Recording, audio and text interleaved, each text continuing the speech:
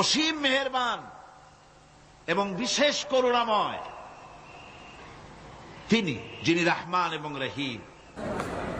রহমান রহিম আল্লাহ পাকের দুটি গুণবাচক নাম।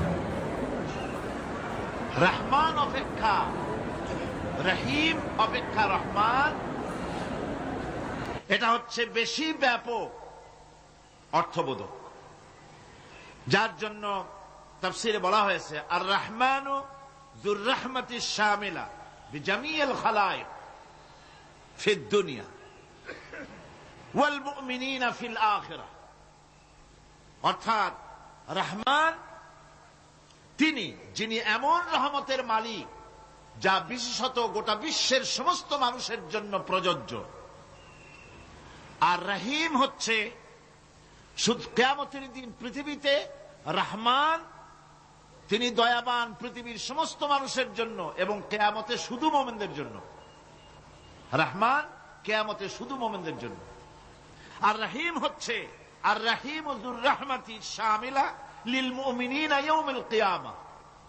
রহিম হচ্ছে শুধুমাত্র কিয়ামতের দিন আল্লাহ রাব্বুল আলামিন শুধু মুমিন লোকদের জন্য এই বিশেষ দয়া কিয়ামতের দিন করবেন।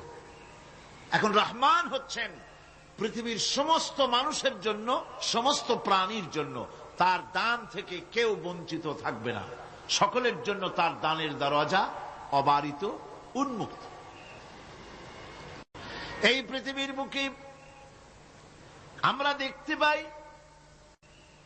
মানুষ তার বন্ধুদেরকেই দেয়, শুধু সরকার হোক আর সাধারণ মানুষ হোক, আপনজনদেরকে নিজের দলকেই বেশি দেয়। কথা ঠিক কিনা? নিজের দলের প্রতি, আত্মীয় স্বজনের প্রতি স্বজন প্রিয়তা মানুষের শরীরের ভিতরে রোগ হিসাবে কাজ করে, আর এভাবে করে নিজের দল আর আত্মীয় স্বজনকে বেশি করে সুযোগ সুবিধা দেয়। শত্রুকে কেউ দেয় না, শত্রুকে কেউ ডেকে ডেকে কোনো জিনিস দিতে চায় না বা দেয় না। আল্লাহ রাব্বুল আলামিন এমন রহমান, এমন দয়াবান, এমন মেহেরবান, যারা তার ইবাদত করে, যারা তাকে স্বীকার করে, আল্লাহ বলে তাকে যারা সেজদা দেয়, আল্লাহ পাক তাদেরকেও দেন। আর যারা আল্লাহকে অস্বীকার করে, আল্লাহ রাব্বুল আলামিনকে মানে না, তার গুণাবলী কি স্বীকার করে না, তার অস্তিত্ব